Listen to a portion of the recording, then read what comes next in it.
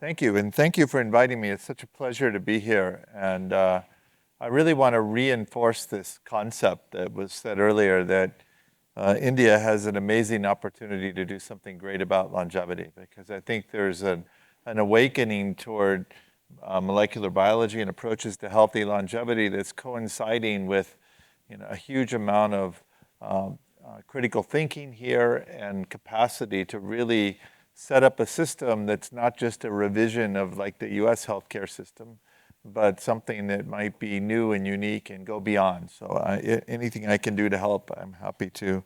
I'm going to tell you a little bit today about what we're doing on aging. And I thought I'd start with this slide. You've heard about it already. I mentioned it partly because Matt Kaberlein and I started using this slide, I think 20 years ago now. And the idea was really the same as it is today, that we're focusing too much on diseases as if they exist in silos, and too much on research as if it exists in silos, and not paying enough attention to the commonalities between all of these different chronic diseases. I don't think I have to explain this to this audience. It's gratifying to know that so many people sort of get this concept of health span. But if we can target the biggest risk factor for all of these chronic diseases, then I think we have a very unique way of approaching human health care. And that's what we're trying to do in Singapore, is we're trying to do a different kind of interventions in our clinical studies.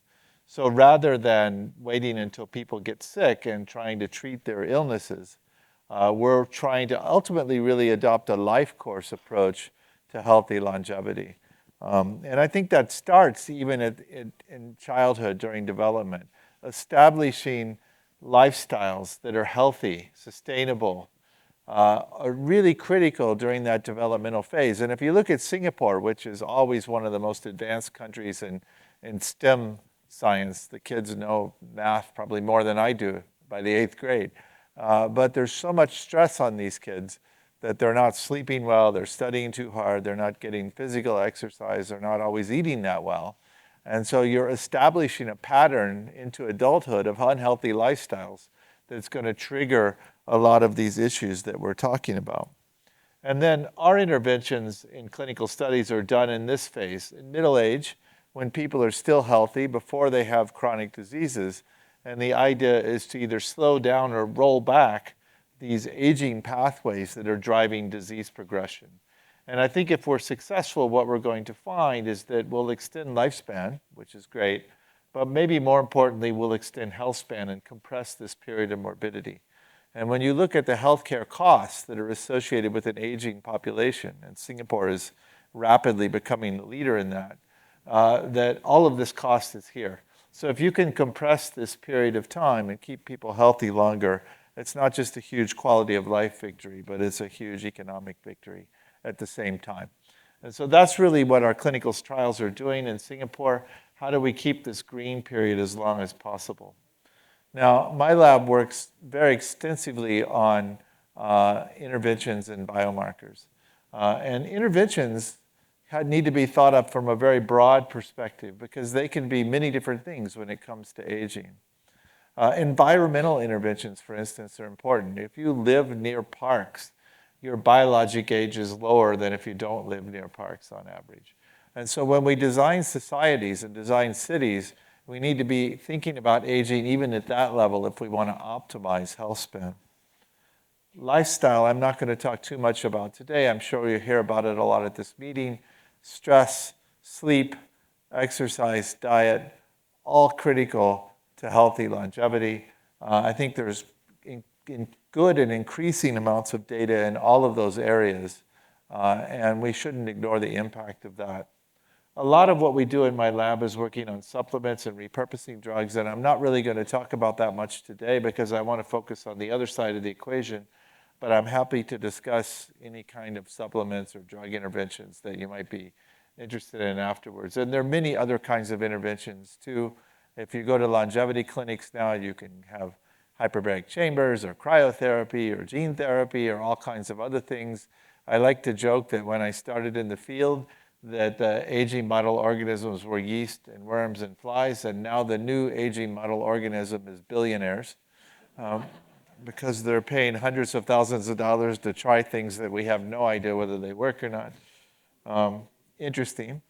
But I also want to talk about biomarkers because I think that this is the other revolution that's happened in the longevity field, the ability to try to measure aging.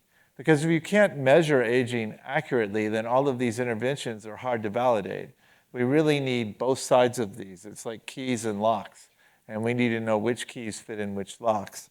And I want to talk about a little bit about our work and about what I think some of these biomarkers are telling us about aging. And I also want to emphasize that even though there's been so much progress in research and aging, there's still some major challenges, and I want to illustrate one of them. So we've got literally 1,000 interventions that might slow aging now that somebody's proposed or talked about or tested somewhere. We've got an increasing number of diagnostics or biologic aging clocks that are emerging every day to try to measure aging. We've got aging pathways or hallmarks of aging that are up to 20 now and increasing. And we know many outcomes of aging, chronic diseases, functional decline. We can list those. What we haven't been very good at doing so far is connecting these verticals. So for instance, what we would like to know is if you take an intervention like alpha-ketoglutarate, we'd like to know which of the biomarkers are most affected by it. Which clocks is it affecting? Which diagnostics? What are the aging pathways that are most triggered when you treat an individual with alpha-ketoglutarate? And what are the outcomes that are most prominent? And right now, it's been very hard to connect these things. And in humans, it's particularly challenging because there aren't always good blood markers for different hallmarks or pathways of aging. So there's still a lot of work that needs to be done. And I think this is critical because ultimately what we'd like to do is we would like to combine these interventions together to get bigger outcomes. And honestly, I don't think we know what to combine. Even in a mouse right now, I don't know what 2 or 3 things to put together to get synergistic effects. And so when you go online and see a video of somebody taking 100 different pills a day, I liken that to 100 different colors of paint that you mix together in a big bucket and it comes out some dirty gray color. And I think that's the most likely outcome when you're doing that. We really need to be a lot more research into how to put things together to get bigger outcomes. Okay, so there's lots of different diagnostics of aging. There are functional parameters, physiologic measures, clinical markers. I'm going to talk a lot about aging clocks today, but there are also wearables that measure aspects of aging, questionnaires, and also, of course, early markers of disease. So some longevity clinics are really doing a lot of MRIs and things like that to look for early risk factors for disease and that interface between aging and disease. And they're composite scores. Biologic age I'll talk about. You've heard of frailty. More recently, the WHO is pushing intrinsic capacity and also resilience. And I want to talk just a minute about resilience because I'm going to come back to that. So I asked Perplexity to define it. And so in the context of health, this refers to an individual's ability to adapt, recover, and maintain and regain mental and physical health in the face of adversity. And I think this is a feature that's had been very, very difficult to measure, but it's probably one of the most important ones that happen that define our healthy aging. Lots of things happen to us all the time. I got a virus last week that destroyed my intestinal tract, but I'm back to almost health now because I have the ability to recover and be resilient and my body can cope with challenges. But that declines dramatically as you get older. And there are a lot of commercial aging clocks. This is the top 9 according to Perplexity. Many of these are DNA methylation clocks, but not all of them are. And I want to talk about this lineage down here because it's one we developed in the lab. Commercial aging clocks are challenging right now, and I'll tell you a little bit about why that is. So if we take a step back and look at measuring the rate of aging, you have a chronologic age, which is your passport, and a biologic age, which is the rate that you're really aging. And some people we know age well, and so their biologic age should be below their chronologic age, and other people don't age so well, and the reverse should be true. Now, typically this was done with DNA methylation, and this is still the leading way to try to measure biologic age. And I'll talk a little bit about DNA methylation, but I'm going to head toward talking about a blood chemistry clock that we've developed in Singapore. Now, at a population level, these methylation clocks, I think, work fairly well. And one of the ways you know that's true is because they show the kinds of results that you would have expected from everything we know about aging. So for instance, if you're physically active, you're typically biologically younger by these clocks. If you eat a healthy diet, you're biologically younger.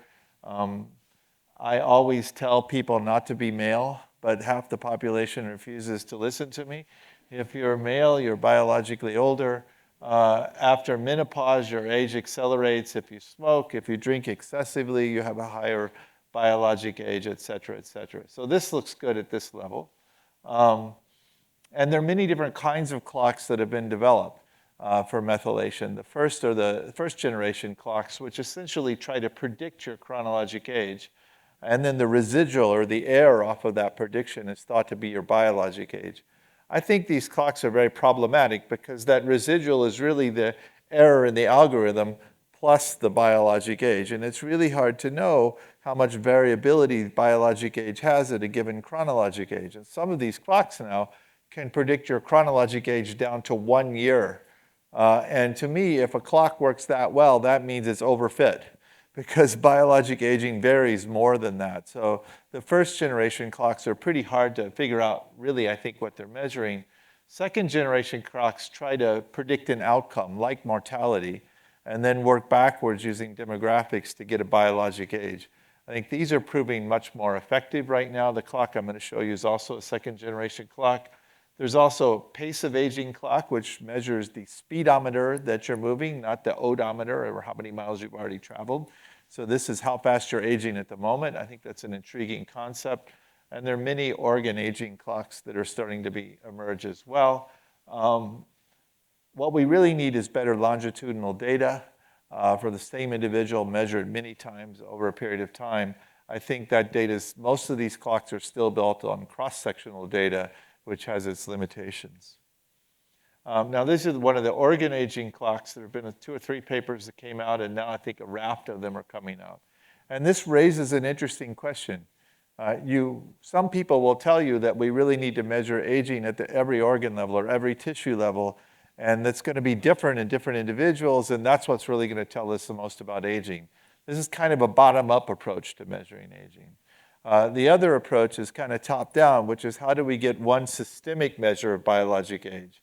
And what does that mean, and is that meaningful to understanding how a person's aging? I'm going to argue that a top-down approach can work quite well at the end of this talk. But I think this is still a very open question in the field. I also want to point out that these clocks, especially at the commercial level, are very, very challenging right now. So this is data from 2 individuals who decided to measure their biologic age using different clocks 8 or 9 times within an 80-day period.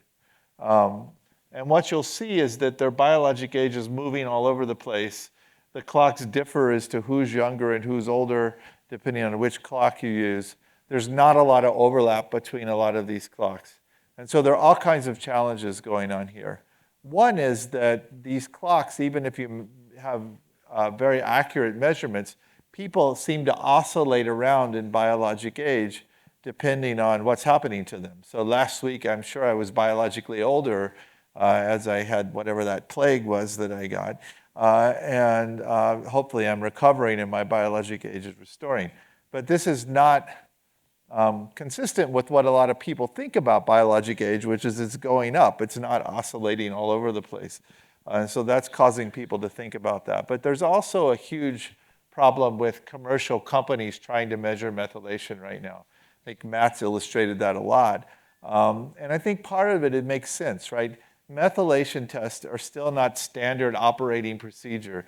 If you send in saliva or blood, you have different individuals collecting it in different ways, shipping it halfway across the world to be tested in a facility where they're running multiple batches and then comparing outcomes across batches. There's just a lot of error in that process right now. Even companies that are trying to do it very well, and many of them are, I think there's still a tremendous amount of error. And that's a challenge. So when you think about clocks, I think these clocks are already good at population level. We have great data on 10,000 Singaporeans we're about to publish, which I think says meaningful things about biologic age in different races in Singapore. But at the individual level as an endpoint for intervention studies, it's still challenging. And that's what we'd really like to use them for. We'd also like clocks that are actionable in clinical practice. And so I'm going to tell you about one of those in a minute.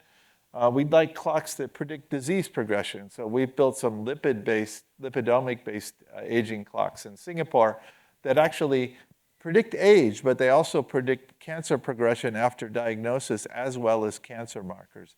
So I think there's a lot of potential uses for these clocks that we haven't even thought of yet. And also we'd like clocks that provide mechanistic insight.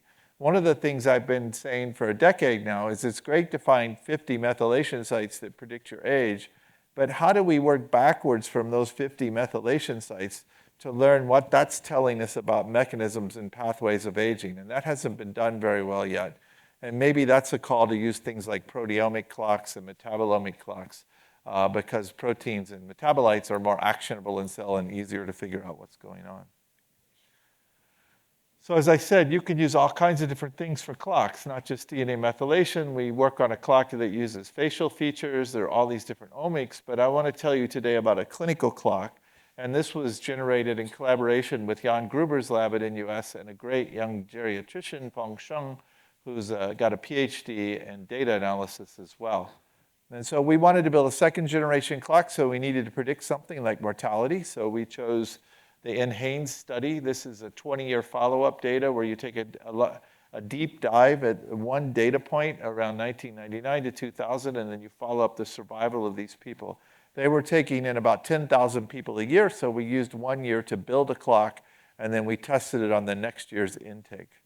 And so when you build a clock like this, we use parameters that we had that were available. So demographic data, questionnaires, medical exams, and a lot of clinical laboratories, complete blood counts, LDL, BMI. Now, one of the nice things there's two nice things about using these parameters. One is there's standard ways to measure everything. When you measure HbA1c anywhere in the world, theoretically, you're getting a fairly accurate, reproducible measure. You don't have the problem that you have with omics, especially at the commercial level. And the second one is clinicians understand these parameters. When you tell a clinician your CRP's high or your LDL's high, they've heard that, they know what to make of that, and usually those things are actionable. You can prescribe drugs or other changes that might reverse those clinical parameters. So when you use a clock that's based on these parameters, it immediately lends itself to being actionable. Okay, so this is the next year's, this is the test model. So this 65 to 75-year-olds, and we looked at their mortality over 200 months. This is the whole population. About half of the people are still alive at 200 months. One of the best predictors of survival is your cardiovascular disease score, and those are the red ones here. So these are the quartile of people that have the best cardiovascular performance at the time of measurement, and they survive better, and the quartile of people that have the worst, and they have higher mortality.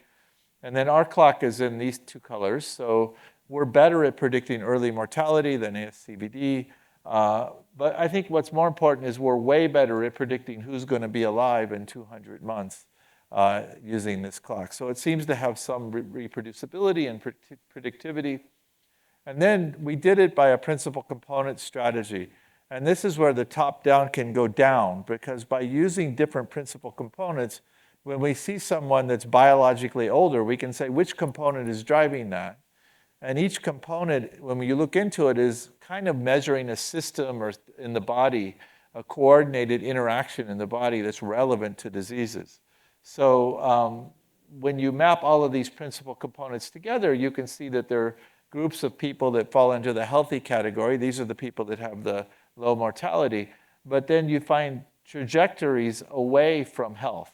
And you can head down a metabolic cardiovascular disease axis. This is the United States, so a lot of people are going in that direction. There's a frailty or multimorbidity axis that's not associated with metabolic dysfunction. And then there's specific diseases off in this trajectory. But one of the interesting things that we found is that there was one principal component that really just mapped distance from the green zone, not direction. So this was trying to tell you you're diverging from health, but not in any particular, toward any particular set of diseases. And we think these kinds of measures are probably the most proximal measures of aging that we can look at in this population. And when you look at what that is, I don't know if I put the slide in. Yeah, I did. It's mostly immune function. So it's coming back to this idea that chronic sterile inflammation is an event that's happening increasingly as we get older, and this is driving risk for a whole range of different kinds of diseases. So the marker in this principal component are red cells, immune cells, inflammation, kidney function. These things are all tightly linked together, and if you get combinations of these markers, you have a higher mortality prediction. Oh, I didn't hear that, sorry. You can also take, thank you.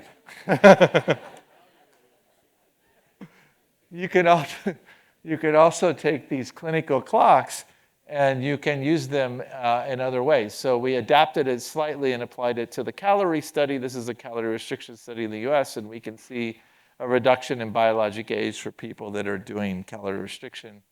I want to focus a little bit on this slide, and then I have to end with a movie. So what is that? That means I have a few minutes left, or 5? You did that 3 times, so that's 15, right? Okay. So you can look at these people in these in this NHANES study, and you can find groups of people doing different things. So for instance, the fraction of people that are requiring treatment but not getting it is going up with age. So these are people that have high blood pressure, high cholesterol, something, but we know what medications they're taking, and they're not taking medications for those diseases. So these are poorly treated individuals, essentially. The number of people that are optimal, meaning all of their clinical parameters are in the optimal range, is also going down with age. So what happens when we start to compare these groups? Well, this you might expect. The optimal people have a low mortality, and the people that are not getting the right treatment have a high mortality. But it's interesting when you break this optimal group down more. So here's biologic age by this principal component that's tracking age.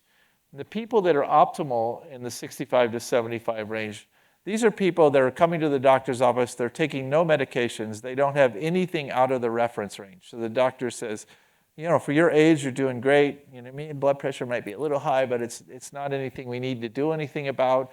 Go back, maybe you want to get a little more exercise, but you're doing great. They have a lower biologic age. But what we find is the people that are taking medications to get to clinical optimum. These are people somewhere along the way had the high blood pressure and got treated for it. They have a lower biologic age than the people that we're calling fine and not treating them. And that comes through in the survival too. So the people on the medication that are optimal have a lower mortality than the people not on the medication that are optimal. And I think there are a couple explanations for that. One, I'm definitely not going to hear the next bell. One is that we're not being aggressive enough with getting people into optimum ranges. It doesn't have to be with drugs, it could be with lifestyle, but we need to be more serious earlier on about optimizing people's clinical chemistries. The other is that these drugs we're using to treat disease progression are really also treating aging as well. And they're preserving this homeostatic network that keeps you healthy as you get older, and so they're protecting you from getting other diseases at the same time. So I think there's some interesting interpretations of this kind of data. I'll go fast through this. This is a newer version of our clock now, and it does a better job of predicting mortality than any of the methylation clocks. It also does a good job of predicting cognitive decline and physical decline with age. So we're continuing to adapt these clocks to work on this. And this is just one example of what you can look at. So here's an individual that's 72 when we tested them. The biologic age scored at 88, so we said this person is doing very poorly. And then you can see which principal components are driving that prediction. So the number one principal component 1 is basically metabolism, it's diabetes. And that's driving a huge prediction here. And then principal component 31 showed up this person, which basically is smoking. We can see if you're smoking or not by what's happening with that principal component. And so when you compare that to an individual that scores biologically young, they don't have those 2 principal components driving the prediction, and they live to 91, whereas this person only lived 5 more years. So we go beyond just a number. We can give a readout that says, these components are suggesting that these things are driving your increased mortality, many of which are actionable. Okay, quickly. So this is another study. This is a deeper dive into biomarkers of aging by Peter Fedichev at Gero and Jan. And it's again using principal components. You can see that when you separate any group in this study, you get two major components. One is sex and one is aging. And we've tracked this aging component more. And I want to just kind of show you how we're thinking about this in the last 2 minutes or so. If I can get to the next slide. Okay. So if you take any two parameters and you compare them, it could be inflammation and catabolism, or any two parameters are related to each other, people will fall into clusters on a map. And most healthy people will fall into this physiologic state. But then there are other states where people cluster as well. And we think of those as failure states or disease modes. And when you look at it, essentially, there's a network that's trying to keep you in this state. I'm sorry, the slides are advancing slowly here.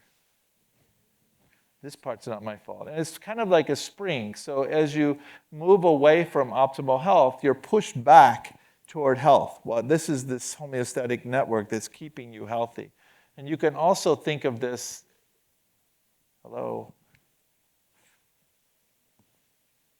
It worked a minute ago. I seem to be stuck.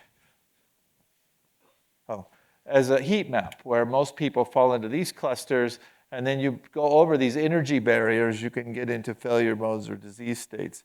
You can also think of this as a 3D structure where you have a ball that's in this zone here, and there's a lot of gravity that keeps pushing the ball back toward the bottom of the zone. And so when you look at healthy people, linear damage is accumulating with age. And they're moving around. They're getting sick. They're going to McDonald's. They're going on exercise programs. Things are happening to them on daily and weekly basis. But generally, they're pulled back to health because your body is designed to do that. But over time, with aging, this damage that's accumulating is eliminating this network, and that's lowering these energy barriers. And so when you look at it, the young people, they're doing all kinds of things, but they're still more or less healthy, and they're coming back to health. Whereas when you get these lower energy barriers, this is resilience. Resilience is how fast you come back to the energy minimum. But when the barriers are down, things like that viral infection I had last week might trigger me over into some chronic state of failure that I don't recover as easily from. And so what we're really trying to do when we model this is measure the height of these barriers. And the nice thing about this is that it's kind of like this delta G function where the ball's staying here and you have to get over this barrier to go into a failure state. But with time, what's happening is that these barriers are going down. So you're getting a linear reduction here that's associated with a linear accumulation of damage.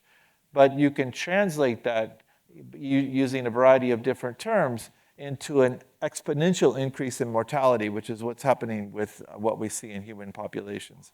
So now what we're trying to do really hard is model this. We had our first gerophysics conference last week, and this is really using theoretical physicists to try to model large amounts of aging data. I'll just close on this concept. I've been arguing about what is aging with biologists forever, and I ended up realizing that biologists are never going to agree about this.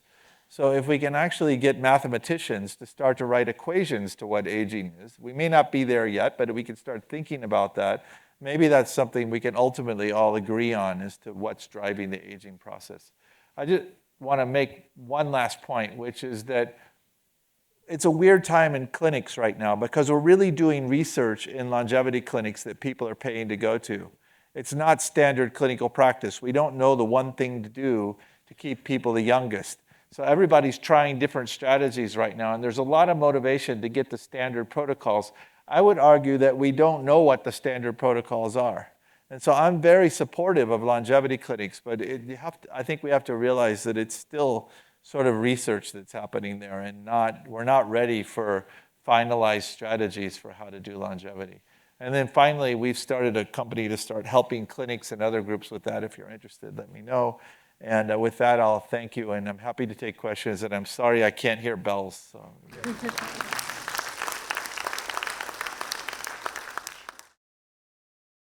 So, fantastic talk. So we tend to use, for our users, from Project Serotonin, a company which we in longevity. And we used phenotypic clock, which again is based on the same enhanced data with the government. So I'd like to know how, when your data correlates with their data, because we use the same thing. That is one. I have a couple of questions as well. Second question is, why do you think RDW plays such a significant factor in calculating bio-age? And the third, sorry, but when you show the parameter 1, parameter 2, and showing a sweet spot, Yeah. but you also said when you say treat a condition, right, with medication, they tend to have a much lower biological age. So what happens, for example, when you take a statin and you're kind of handling the cholesterol levels? So are you not pushing it in a certain direction where you might actually go out of that sort of sweet spot? Yeah, first of all, in Haynes data, we could only analyze 4 or 5 drugs because that's what there was reported. We didn't have all of the drugs you get from UK Biobank. We're going back and looking at that now. And we didn't find one specific drug that was associated with longevity. It was basically any drug that puts you into more optimal clinical markers is associated with that. Now, some of these drugs are going to have trade-offs. And so statins is a very complicated discussion about longevity. People feel very differently about that. We do better than any of the other pheno-age tests that we've compared to. There may be ones out there we haven't compared to. And I think we're going to have to adapt this because we're applying these clocks to Asian populations. That was built on US populations.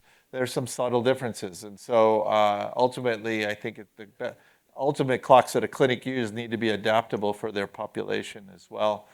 So there are a lot of challenges moving forward. But I'm not saying that these clinical chemistry clocks are the most mechanistic clocks. I think maybe methylation or certainly proteomics or lipidomics or metabolomics gets you there faster maybe.